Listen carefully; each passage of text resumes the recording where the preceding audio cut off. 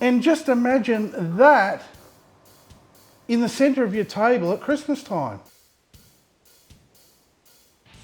Now, if you've never tried glazing a ham before, this is a recipe for you. Super easy, take the stress out of it, and it is a great recipe. The outcome is exceptional. It's time to make a Christmas ham, and if you've never tackled one, this is your time. Now, this part gets a bit messy, so I suggest gloving up. Remove it from its packaging and we can grab a sharp knife, and we just want to slice around the hock.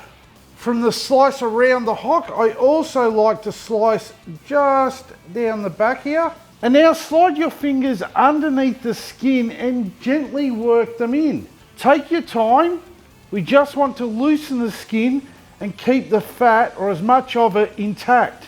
And this is the reason why we gloved up. And eventually you'll just be able to peel it all off. Now, using the same knife, we're going to make slits across the fat. We don't need to go too deep. We just want to make score marks. And I generally do it around about 20 mil apart. It can be a bit difficult to see exactly where you've cut. Just do your best to try and make it look neat. And then spin the ham around and slice it the opposite way. We're effectively making a diamond pattern, which is a very traditional look to a ham. And now it's time to add a bit of spice and decoration at the same time. A very traditional spice and decoration to use is whole cloves. Sticking 1 clove into every diamond shape in the fat. And this will do 3 things. It will look appealing, it will add some flavour, and it will hold these little diamond shapes of fat in place in case you just cut a little bit too deep. And that is what you should be left with. Cloves are the key ingredients when making mulled wine or gingerbread. So it goes hand in hand that if you use them on your Christmas ham, you're going to smell Christmas. Now, we are glazing this ham today, but we can't add that sugary glaze just yet. Otherwise it'll burn. But we can add something that is naturally sweet to start that caramelization effect that we want on the ham, otherwise known as the Maillard reaction. That ingredient is orange juice, naturally sweet and perfect to help us with our ham. All we need to do is place the ham into a baking dish, and then we're just going to brush the orange juice all over, making sure to get it into every little crack. And don't forget to brush the front of it. If you're not trying to get perfect caramelization on your food, that should be illegal. And now our ham is ready for the barbecue. Today, I'm going to use the Aspire outdoor kitchen to help me glaze this Christmas ham up. Featuring a double-walled hood that helps retain heat and reduces the chances of burning if touched. 6 burners that have independent rotary ignition to help achieve precise temperature control. Plus it has flame tamers covering the gas burners. These stop fat from clogging up the burners, and they also burn the oils like charcoal barbecues, and this helps flavour your food. Add to this, it has 304 stainless steel cooking grills throughout and a cast iron hot plate. Now, as with any hooded barbecue, you want to lift the lid before igniting the burners. And today we're just using the 2 outer burners. I'm using the far left and the far right one. And as always, carefully put your grill back in place. We need to drop the lid and we're going to watch the temp. We will need to be cooking at 180 degrees Celsius today. Because the ham's already smoked, we don't need to smoke it again. We just need to make it more festive. And nothing screams festive like whiskey glazed.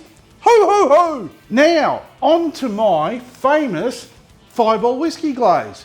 Into a small saucepan, we want to add the following ingredients. 1 cup of orange juice, 1/2 cup of orange marmalade, 1/3 cup of maple syrup, 2 tablespoons of Dijon mustard, 1 tablespoon of dried rosemary that I've ground up, half a teaspoon of cinnamon, half a teaspoon of nutmeg, and a quarter cup of brown sugar, and a quarter cup of festive Fireball whiskey. Now we're going to add this to the side burner, and you just want to stir it, and we want to slowly put some temperature into it. We don't need to boil it. We just want all of those flavors melding together. And you just want to keep stirring this and heating it for 15 minutes. That's going to be enough time for this sauce to thicken, and then we can remove it from the heat. Now, cooking time for this recipe will be 1 hour and 30 minutes. Or for those of you who love to use my beer timer, you're looking at a 3 beer cook. Cheers. Oh. Now, once the barbecue's at temp, we can get our ham in there. Leaving it in the tray, you just want to place it right in the middle of the 2 burners that are on and close the lid. And we'll come back in 30 minutes and start glazing it. It seems so simple, yet the outcome is exceptional.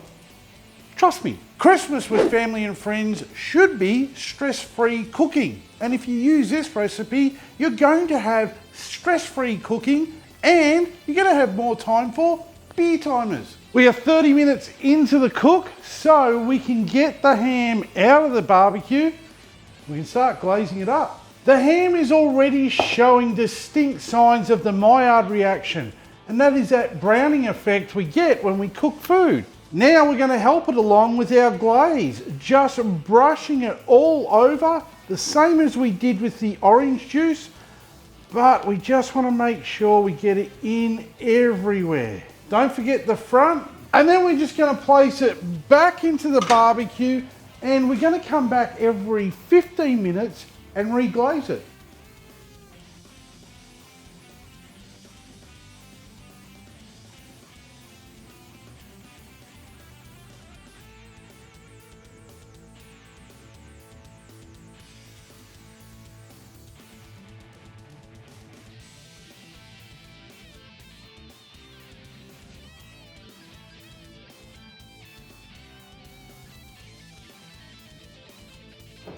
Have a look at that.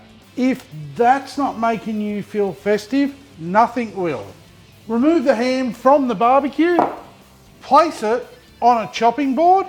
Now it's up to you, but you can decorate the hock like that, as this is going to be the centerpiece of your Christmas table. Using a large knife, you can start slicing the ham, and I like to keep the slices as thin as possible, because that way there's more of it to go around. How good does that look? And the results? The ham is super tasty and still moist. Ho ho ho! Smut!